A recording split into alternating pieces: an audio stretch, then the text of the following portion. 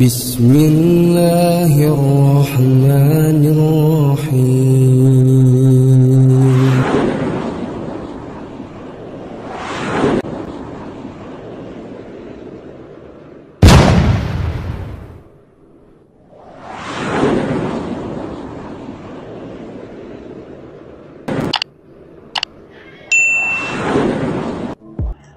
Assalamualaikum warahmatullahi wabarakatuh. Alhamdulillahilladzi azhaba 'annal hazan. Inna rabbana laghafurun syakur. Asyhadu an la ilaha illallah wa asyhadu anna Muhammadar Rasulullah sallallahu alaihi wasallam wa ala alihi wa ashabihi, amma ba'd. Saudara kaum muslimin dimanapun Anda berada, dalam video kali ini saya admin daripada channel YouTube Khairil Anas TV ingin membuat sebuah pengakuan atau persaksian bahwa saya adalah salah seorang dari sekian banyak mantan pengikut Islam Jamaah LDI yang telah menyatakan hijrah sejak tahun 2014 lalu. Saya menyatakan hijrah ketika tengah berada di Makkahul Mukarramah, Saudi Arabia, dalam rangka melaksanakan kontrak kerja saya di sana. Di sanalah saya menemukan sebuah keyakinan untuk menyatakan keluar dari kelompok Islam Jamaah LDI. Sesungguhnya sudah sejak lama saya merasakan adanya banyak keanehan, ketimpangan di dalam kelompok yang saya ikuti sejak lahir itu. Saya lahir tahun 1976 dalam kondisi kedua orang tua saya sudah berada di dalam kelompok itu.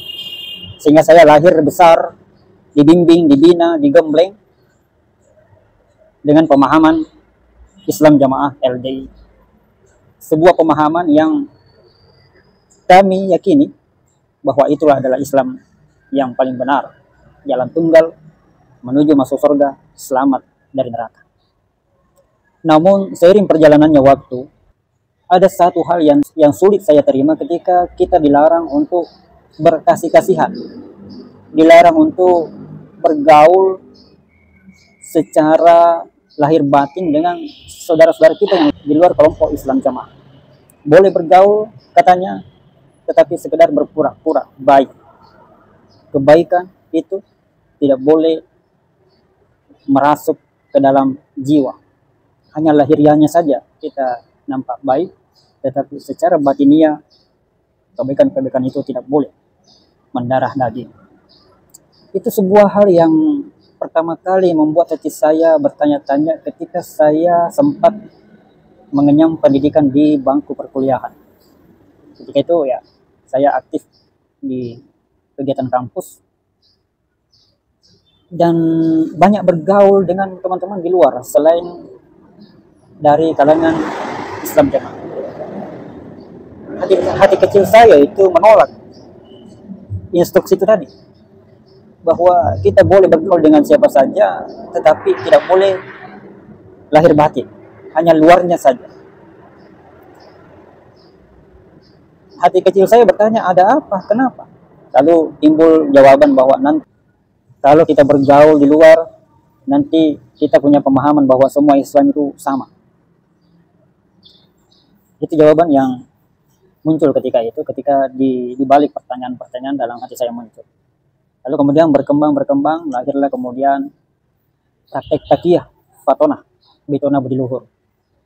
Bahwa fatonah itu artinya cara cerdas untuk bergaul di luar demi untuk menyembunyikan bitona, rahasia. Sesuatu yang berbeda, amalan-amalan, ajaran-ajaran, pemahaman-pemahaman, akidah-akidah yang kita pahami, kita yakini, dan berbeda dengan yang diyakini oleh kaum muslimin pada umumnya. Itu yang dimaksud dengan bitona.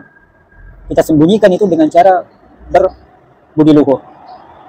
Jadi fatonah itu adalah cara cerdas, kreatif dalam bertaktik, kreatif dalam berstrategi untuk menyembunyikan bitona, ya, dengan cara menampakkan sikap-sikap yang baik, budi luhur itu. sikap yang berbudi luhur, karakter budi luhur, kelakuan yang nampaknya baik budi luhur, namun semuanya itu hanyalah kamuflase untuk menyembunyikan bitona yang sesungguhnya. Seiring perjalanan waktu, saya kemudian bekerja aktif sebagai seorang jurnalis di beberapa media elektronik di Kota Makassar, radio, surat kabar, dan media online portal online. Jadi pergaulan saya semakin luas, semakin banyak saya bertemu dengan banyak orang dari segala lapisan. Ya, semakin luas pergaulan, semakin banyak bertemu dengan orang-orang. Maka disitulah saya semakin merasakan bahwa kelompok Islam yang saya ikuti sejak lahir itu adalah kelompok yang menyimpan banyak penyimpangan. Bagaimana mungkin Islam yang dikatakan rahmatan lil alamin melarang umatnya untuk berkasih-kasihan dengan sesamanya kaum muslimin hanya karena berbeda kelompok, berbeda golongan. Kemudian seringnya mengikuti kajian-kajian ketika dalam menghadiri kajian-kajian karena tuntutan pekerjaan. Saya menemukan bahwa Islam itu adalah agama persaudaraan. Ada yang namanya ukhuwah Islamiyah, bersaudara karena sama-sama Islam. Ada yang namanya ukhuwah watoniyah,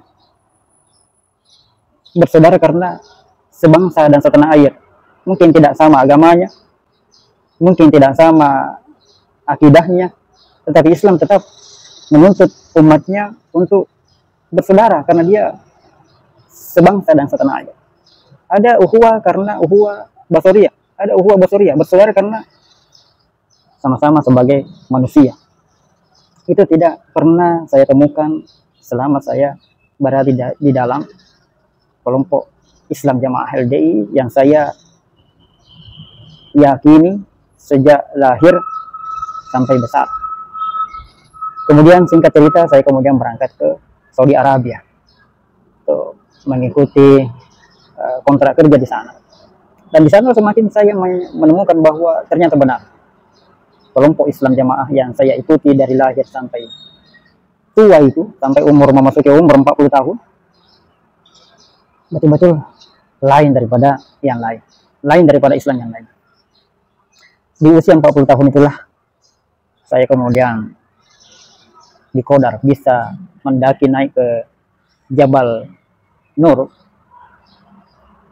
tempatnya Gua Hira berada. Di situ saya merenung, persis di gua tempatnya Rasulullah juga pernah merenung. Saya merenung di situ, saya bermunajat di situ, ya Allah, tunjukkan yang benar sebagai kebenaran dan tunjukkan kebatilan sebagai kebatilan, supaya hati saya ini bisa yakin menentukan pilihan bahwa jalan inilah yang harus saya pilih. Kalau kelompok yang saya ikuti dari lahir sampai seusia ini adalah salah, maka yakinkan diri saya bahwa itu salah. Lalu tunjukkan pilihan kepada saya, pilihan kebenaran untuk saya pilih setelah saya meninggalkan kelompok ini. Sejak saat itulah kemudian saya menemukan sebuah keyakinan untuk meninggalkan kelompok Islam Jamaah, dan saya sampaikan kepada teman-teman sesama Islam Jamaah yang sama-sama bekerja di Arab Saudi ketika itu. Dan saya kemudian di sidang. Artinya di sidang itu ada dua yang mereka inginkan, yakni ingin kepastian apakah benar saya sudah bukan jamaahnya lagi. Yang kedua, apakah masih ada kemungkinan untuk kembali. Artinya memastikan, membujuk. Saya di sidang. 2 kali saya disidang di sana oleh pengurus jamaah yang ada di Mekah. Pertama disidang di kelompok, di camp tempat saya berada. Baru selesai pengajian sambung kelompok. Ada namanya sambung kelompok, itu pengajian level kelompok. Selesai itu imam kelompoknya berkata kepada saya bahwa amal soleh Daeng, Pak Daeng, ya, saya dipanggil Pak Daeng karena satu-satunya orang yang ada di Mekah itu, yang bekerja di perusahaan itu, satu-satunya orang Makassar adalah saya. Pak Daeng, nanti selesai pengajian ini jangan pulang dulu, tinggal dulu di sini. Bisa pula beberapa orang yang lain untuk tinggal bersama. Ini bapak ini, tolong sama Soleh jangan langsung pulang, tinggal dulu sementara. Yang lain boleh pulang.